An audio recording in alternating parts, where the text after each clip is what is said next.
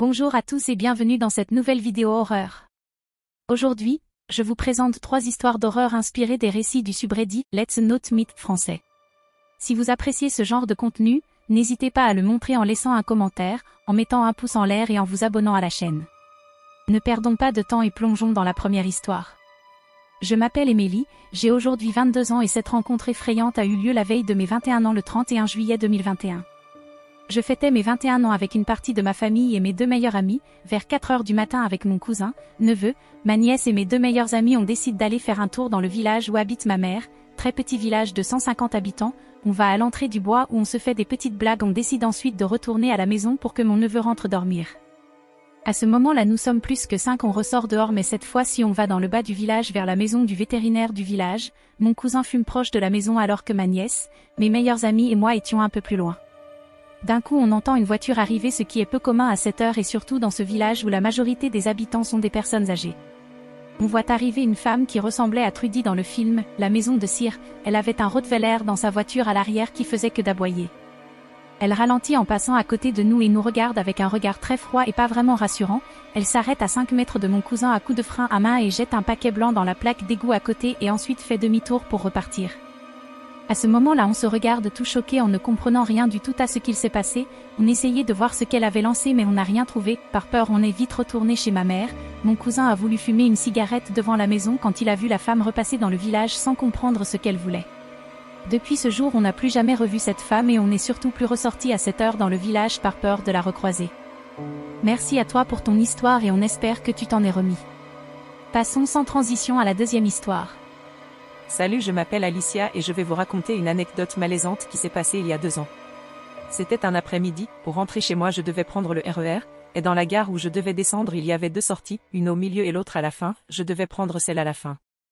J'ai pris le RER à Gare du Nord, et vu que le train allait partir je suis montée rapidement dans la fin du train donc l'autre côté de la sortie où je devais sortir, donc je descends et le temps que je marche jusqu'à ma sortie il y avait personne sur le quai, il était 15 heures.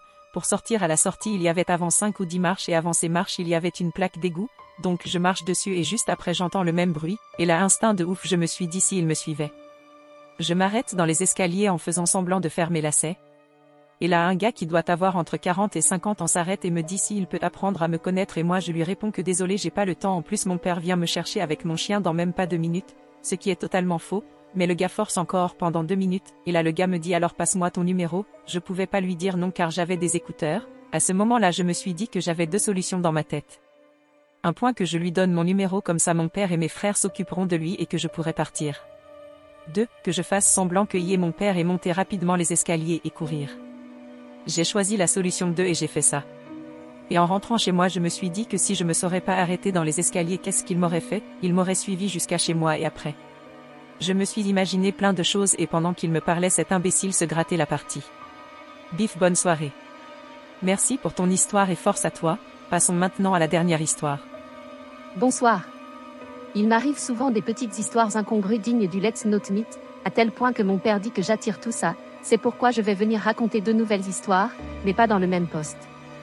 Pour remettre le contexte, j'ai 20 ans, je suis étudiante infirmière, et je vis avec mon chéri et un week-end sur 2 avec ma belle-fille donc la petite de mon copain qui a 2 ans.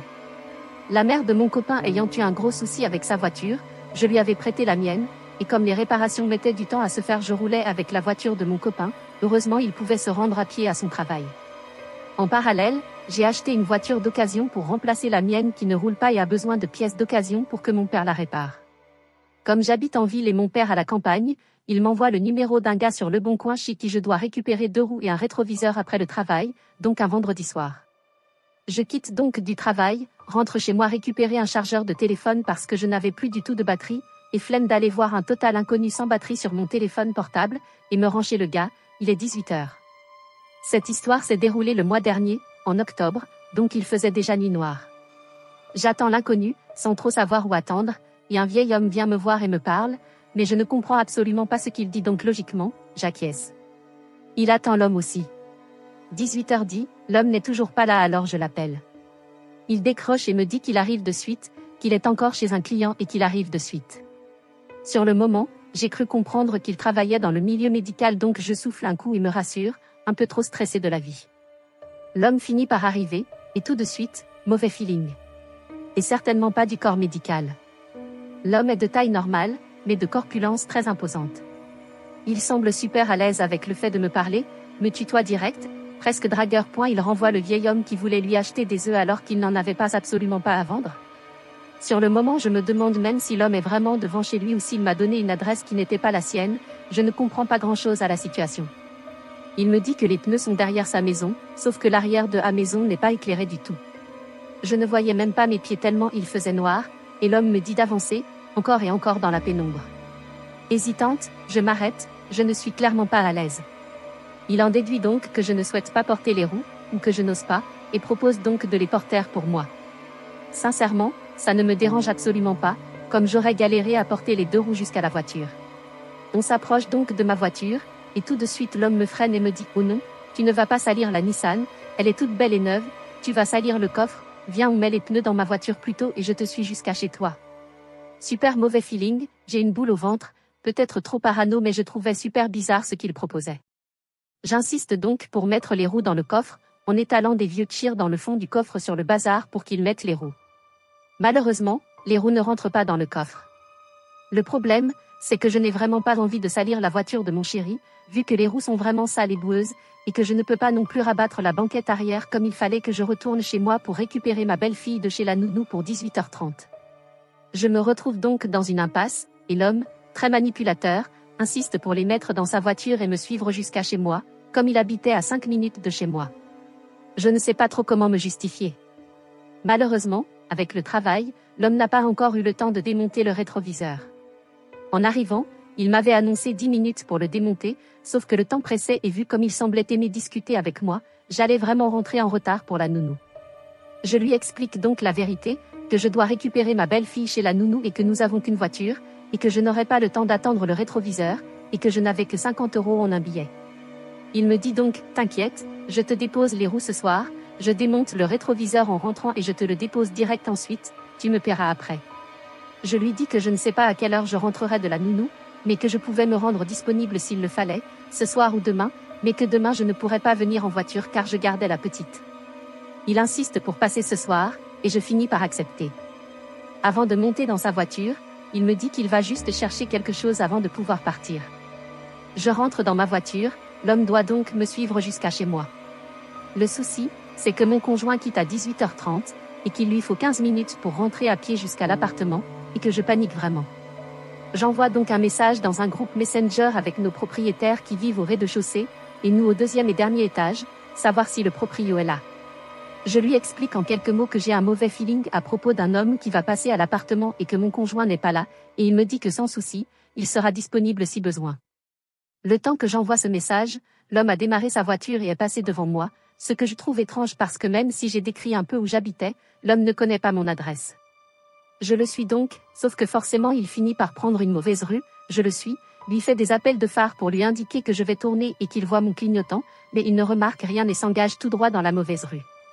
Je bifurque donc de trajet, et lui envoie mon adresse par SMS.